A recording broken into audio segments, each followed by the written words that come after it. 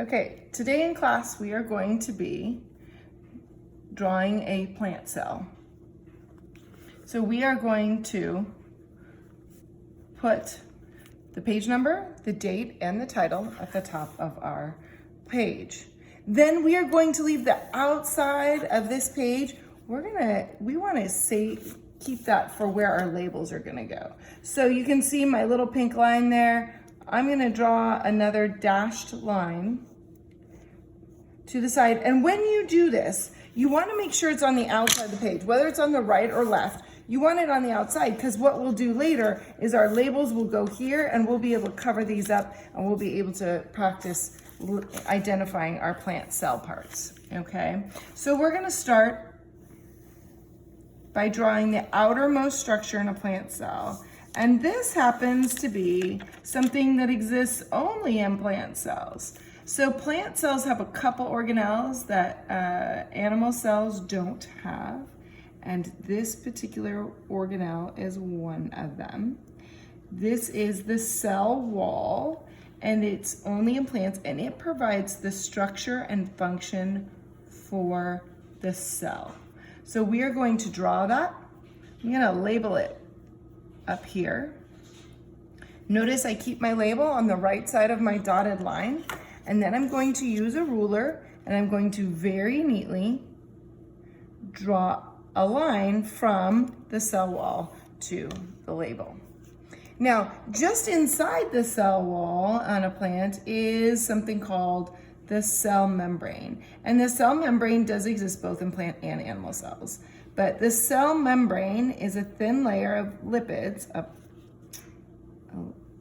and it helps determine what comes in and out of the cell. So it allows some things in and out of the cell, but not all things.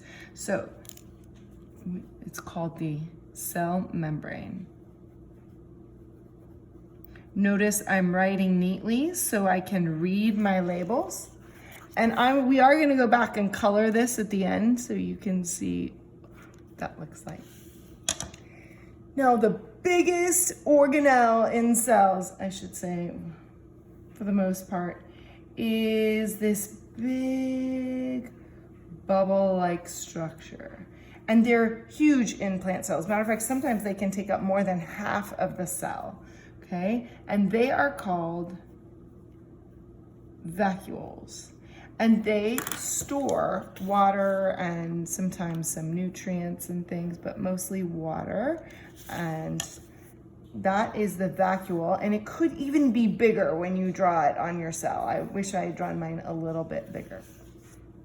Okay, the next one we're going to draw, and sorry, when you draw a vacuole, it's always a big open space. And like I said, it can take up half of a plant cell. The next thing we're going to, well, I will label for you, is cytoplasm. And the cytoplasm, all the organelles, a cell is a 3D structure, right? So it's got a front and a back and an up and down, and it's three-dimensional. And there's all these organelles, the vacuole, the cell wall, the cell membrane, and then we're gonna have a bunch more that are floating in here. And the matrix they're floating in, the jelly-like substance they're floating in, is called cytoplasm. So that's what fills and keeps everything where it is. The next organelle we're going to draw is a mitochondria. And a mitochondria, we always draw a kind of a bean shape, and then we draw these finger-like projections all along the inside when we draw it. And this is the mark of a mitochondria, because the mitochondria it looks like that. And it's really important, this surface area it increases the surface area, because the mitochondria is the powerhouse of the cell. Mitochondria. And the reason that's important is because that's where the plant changes its food into energy. And that's how a plant cell gets energy. Okay, they also exist in animal cells. And we'll color that in just a moment. Matter of fact, I'm gonna draw another one over here because there's lots of mitochondria in any cell. Whether it's a plant cell or an animal cell, there's going to be lots of mitochondria. It's not like there's just one of them. You know what? I'm going to put another one down here. My jelly bean with my finger-like projections. Kind of a wave pattern. All right, next. We're going to do the nucleus, okay? I'm gonna do it right about here. And remember on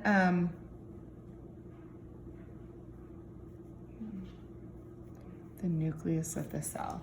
Remember on Friday when we were looking at cells in the lab, we actually saw the nucleus of in the onion cells. We saw cell wall, we saw nucleus, and we saw cytoplasm. So the nucleus is where all the DNA is. It controls, it's the control center of the cell.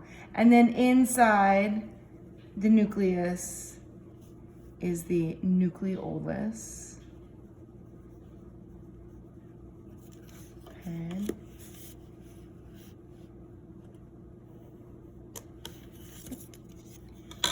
And then next we're going to do what's called the endoplasmic reticulum. And there are two types of endoplasmic reticulum. I'll draw the first one over here. An endoplasmic reticulum can always be found right near the nucleus. Okay, and it's the transportation highway of the cell. And this version is called rough ER. And the rough means it has these little dot-like things on it, and that's what makes it rough. And those are actually ribosomes. And we're gonna draw ribosomes in just a minute elsewhere as well. But they kind of dot the surface, the outer surface. And so when you look at endoplasmic reticulum, rough ER under the microscope, it looks rough. So we're gonna, it's spelled rough, endoplasmic reticulum. And we shorten that, it's gonna be hard to squeeze in, to rough ER, but you need to write all of it there, okay? And so this is our rough ER. And the other kind of endoplasmic reticulum we have doesn't have the dots on it. It looks the same, kind of similar, same shape. It's gonna be again near the nucleus, but it doesn't have the ribosomes on it. And we call that smooth endoplasmic reticulum, or smooth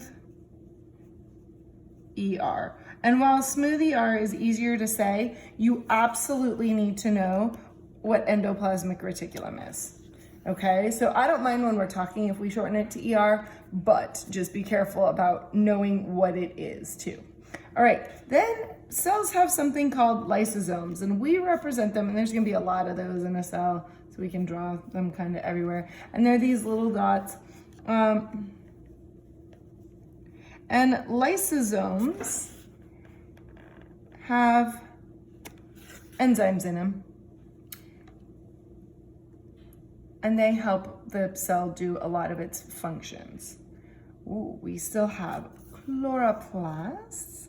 See, chloroplasts are, again, kind of bean-shaped when we draw them.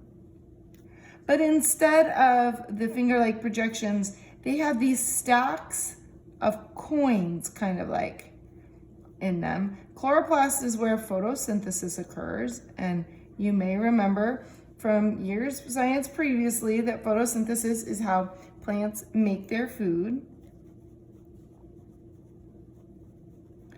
This is the chloroplast. And when we color it, chloroplasts are always green, okay? They look green when we look at them, and so we draw them as green. Oh, and I didn't leave much room here. I'll put it right here. Then we have this thing that kind of looks like stacks of pancakes. Okay, it's our Golgi apparatus. Golgi apparatus. Or it can also be called the Golgi body.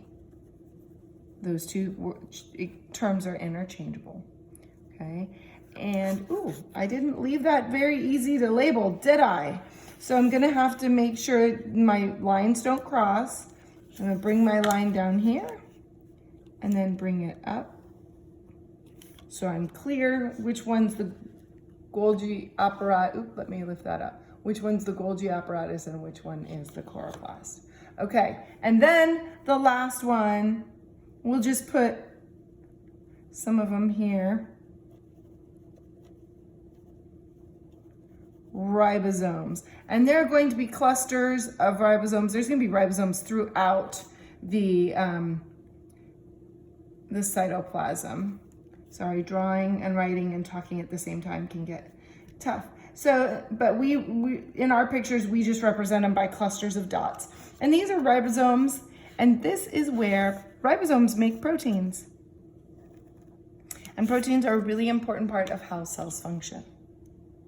All right, so once we draw this and label it, you are going to want to color it. And I will show you a picture of a colored one.